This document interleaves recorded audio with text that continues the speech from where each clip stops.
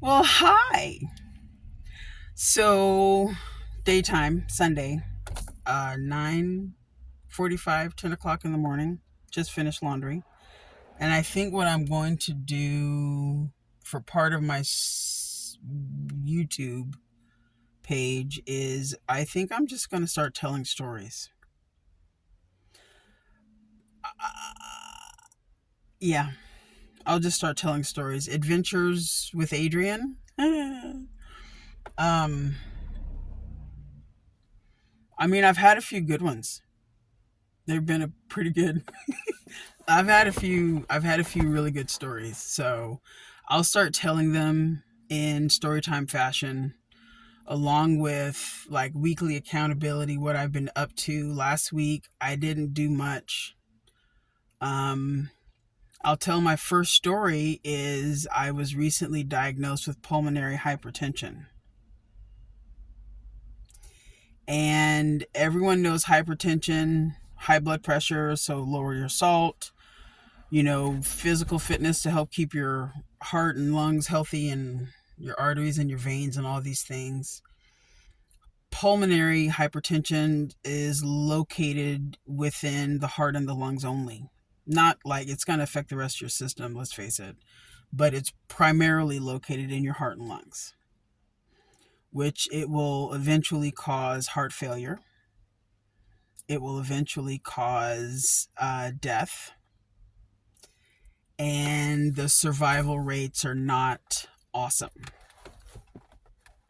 So a lot of people make it through the first year.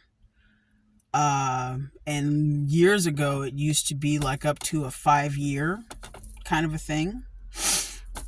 And I'll get a lot of confirmation later when I have a few more appointments and run a few more tests and, the doctors do all their science. But people can live 10, 15, 20 years. But so there's that. My first story.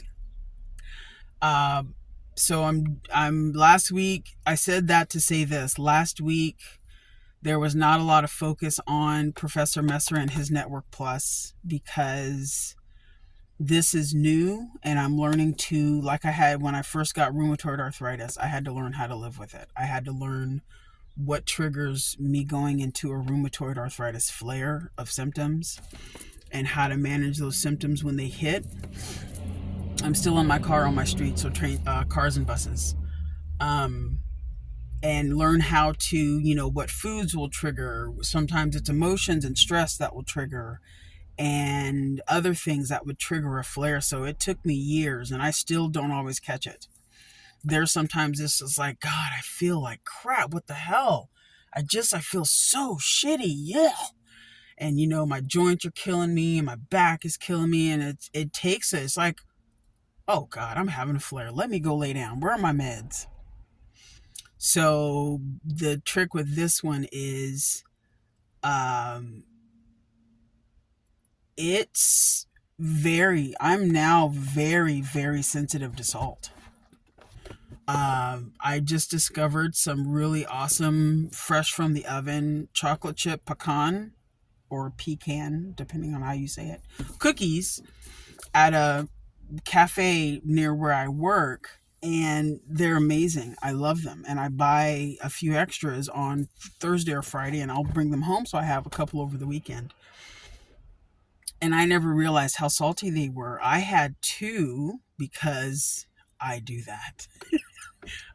I had two on Monday. Yeah, it was Tuesday this week. Um, for lunch. And I've done that before. No problem. Just happy tummy, chocolate chip, gooey, yummy. And the salt content, I don't know what the numbers are, but the salt content sent me into some kind of, I don't even know what happened.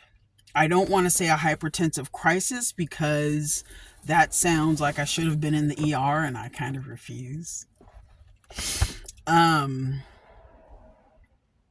I mean, it was so bad that, bless him, bless his heart, my bus driver, I ride the express bus to and from work every day, and God bless him, my bus driver not only helped me down off the bus, walked me to my car, which thankfully was just across the street from the bus stop, but still, I was that far. He's like, you want me to call? And oh no, no ambulance. I'm not going to the ER. He's like, you really don't look like you should be driving anywhere. And he was right. So I, he got me to my car, got me in my car, and then, he took off because he has shit to do. And I sat there. I sat there for another, 5, 6, 7 minutes until I guess my body, and I sat on the bus before he helped me down. I had to sit on the bus because, I was on another stratosphere. I don't know what had happened, but, and he's, trying to help. He's like, do you need water? Do you need candy? Are you diabetic? I'm like, I don't think I'm diabetic. I don't know what's happening. I can't function. I can't track. So the salt, oh look, my hair's standing up. So the salt is no joke. I recently bought some turkey bacon and some deli, some lunch meat, turkey meat, and turkey sandwich. Classic turkey sandwich. The pounding in my chest, the tension, the pressure from turkey sandwich, eggs and turkey bacon and toast. So I did research, and they're like, no processed anything. And I keep a few cans of soup on hand because soup is fast, soup is easy, and you throw it in a pot, you heat it up. If you want to dress it up, add a little something, something, and inhale it, knock yourself out. They're like, oh, no, none of that. And I'm pissed because I have like 6 cans. Beans are easier. I can rinse beans. That's no problem. The only cans I won't be rinsing are my chili beans because they come, seasoned. So I'm scared. But oh my God. So, public service announcement. Invisible illnesses. If you know someone with hypertension, if you know someone with pulmonary hypertension, and you guys go out to eat and whatever, just be mindful of side effects. I'm not telling you to monitor their food. That's their job. However, if your hypertensive friend is a knucklehead, and don't tell me what to do. You ain't my mama. You ain't my daddy. I'm gonna eat whatever the fuck I want. Please be aware of the signs of side effects. One other thing that I did learn as I'm researching is apparently now I'm much more prone. I'm in the group of humans that is now more likely to have a stroke. So brush up on your stroke facts. How can you tell? What is it? The ABCs? No. Yes? No. I know there's ask them to smile. And so one side will smile and the other side will droop because there's no muscle control, no nerve control there. Ask them to hold their arms out in front, and one should probably fall off to the side. And if you ask them a question, there's a decent chance you're going to get, my back needs to be popped really bad. There's a good chance you're going to get some verbal diarrhea or some very confusing speech. And to them, it makes sense. But to you, you're like, gobbledygook gibberish? What was that? Say it again. So brush up on your stroke facts. Be very aware of any feelings of unwellness, undisease, where the person looks a little fuzzy brain, they look a little disoriented, they look a little off kilter, they look not like themselves. So I'm learning to be a more responsible food consumer, but y'all know me. I love food because damn. So I think the worst for me is things to avoid for pulmonary hypertension. Are you kidding me? They want me to stop drinking coffee? What? There's no way. And decaf is pointless! So I have a bad feeling I'm gonna have to start half decaffing my goddamn drinks! Anyway, that probably breaks my heart the most. No alcohol, which isn't a huge issue, except I love wine and I haven't drinkited. Anyway, I haven't had a glass of wine in forever. And I don't drink that often anyway anymore with my meds for my rheumatoid arthritis. So we're trying to avoid killing my liver. But at this point, if I'm only looking at the next 5 years, fuck my liver. Well, we'll see. I don't know. So there's that. That's the public service announcement part of today's video. Next, I'm going to tell an actual story from when I was a kiddo. And it's relatively short. It's maybe a little morbid and sad. Maybe I won't tell it. I've already queued it up. I'll tell it. So, recurring nightmares when I was a kid of driving in the car with my family. You know, I have the 2 parents and I have 2 sisters. So the way we always rode in a car, because we would road trip when we were young, go visit family across the country, is, you know, dad always drove, mom always shotgunned, I sit behind mom, baby sister in the middle because, fuck her. I mean, baby sisters. And then older sister sits behind dad. I don't know why we had that set up, but whatever. So, you know. So road trip. We're on a road trip. And if you've ever seen pictures of the California coast, you know that a lot of times there are mountainous areas right on the ocean. And you can drive on the ocean side of those mountains or hills or whatever you want to call them. So we were on one of those. And we were headed north, down south in an area called Rancho Palos Verdes, San Pedro.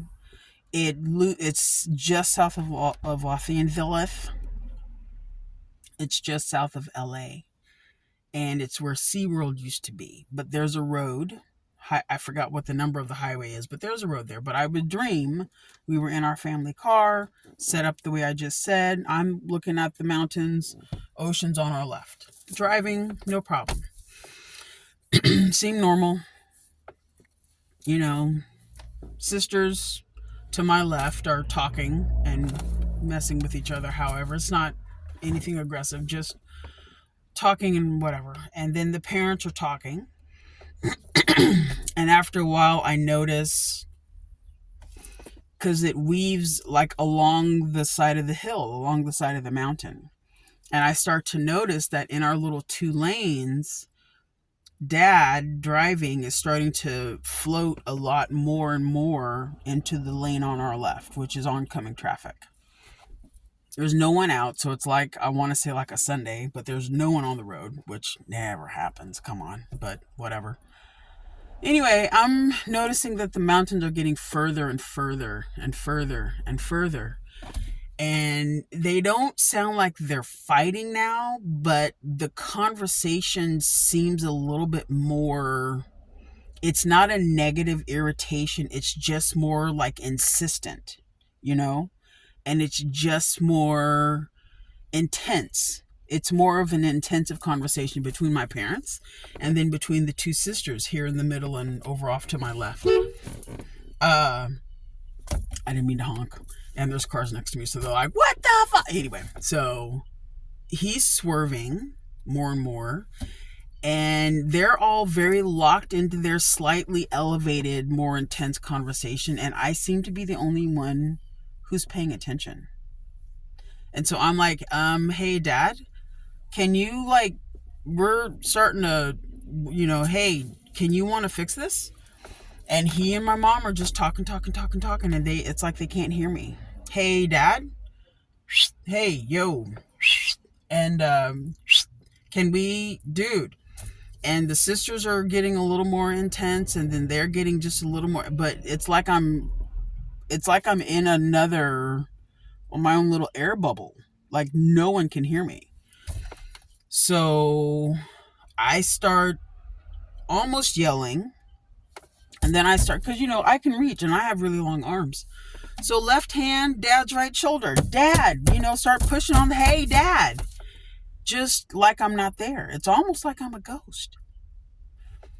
Mom, Dad, hey, car, we're, yo! And eventually I'm like shouting and screaming and smacking people.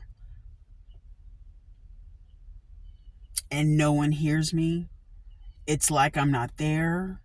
It's like I don't exist. I'm not even in the car, which that's a whole nother story, I reckon. But eventually we get to the point where it's not a fully blind curve around the mountain on the road, but it's pretty close, off to our right. So the road bends to the right, ocean again off on our left. And at some point, my dad decides to floor it. And so we hit speed. I don't know if it was 88 miles an hour, but we do the Dukes of Hazzard right off the cliff and down into the Pacific Ocean. And then, me being me, my dream changes into something, completely different. And that's not a dream I want to get into, but dream I've been having for years. Well, mostly when I was a kid. I haven't had it recently, but it was so distinct that it stuck. It clearly stuck. And I used to use it as a vehicle to explain how strict they were with the religion, because it was, we're going to church. You go to church, you be church, Christian, church, Bible. And I've moved away from a lot of that for reasons that I refuse to discuss, especially here. But I use it for that.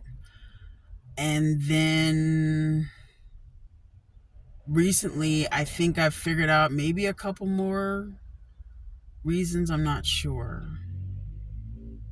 So anyway, that is story number 1. I will soon include stories about my travel adventures. Because, I've lived all over. Well, not completely. Oh, yeah, kind of. I lived in, let's see, Colorado, Texas, California, North Carolina. Now I'm in New Yorkie. And then Germany, Korea. So I'll start telling more teaching stories. I'll start doing that. Throwing some of my students under the bus. So if any of my students are here, get ready. That's okay. I don't use names, or I'll change your name to something that's not your name. But yeah, I may or may not. Yeah, I'll probably just share this, because what the hell, never mind.